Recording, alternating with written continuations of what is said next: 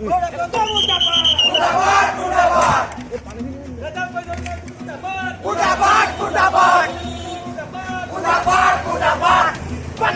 Murtabad! Murtabad! Murtabad! Bangladeshi Wakto! Wakto! Wakto! Jalal Karim Wakto! Wakto! Wakto! আমি দেখিলোঁ এই যি কংগ্ৰেছত নতুনকৈ জইন কৰি ৰেজাউল কৰিম চৰকাৰ নে কি এজন ব্যক্তিয়ে যি অসমীয়া বিৰোধী মন্তব্য দিছে তেওঁ বোলে শিৱসাগৰ আৰু তিনিচুকীয়াখন বোলে ধুবুৰী বনাব।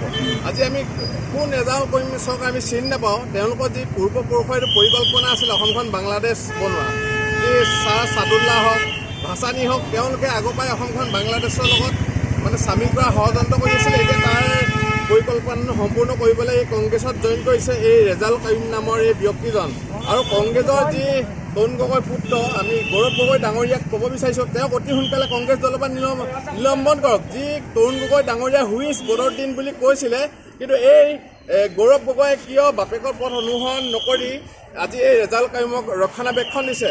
আজি গৌৰৱ গগৈ যদি অসমীয়াৰ তেজ আছে বা আহোমৰ তেজ আছে, যি তেওঁ তৰুণ গগৈ প্ৰকৃত পুত্ৰ হয়, আজি হুইজ ৰেজাউল কৰিম বুলি প্ৰশ্ন কৰি তেওঁক কংগ্ৰেছৰ পৰা গোটেই আউট কৰি দিয়ক। আৰু ৰেজাউল কৰিম আৰু তেওঁলোকৰ যিবোৰ সংগঠনপন্থী বাংলাদেশী ৰক্ষণাবেক্ষণ দিয়া ব্যক্তি আছে আমি সকীয়াইছোঁ, ভৱিষ্যতে যদি এনে মন্তব্য কৰে আমি গোটেই উজনি অসমত প্ৰৱেশ নিষিদ্ধ কৰিম আৰু এই বাংলাদেশী ৰক্ষণাবেক্ষণ দিয়া ৰেজাউল কৰিমহঁতৰ নিচিনা ব্যক্তিৰ বিৰুদ্ধে যুদ্ধ হ'ব।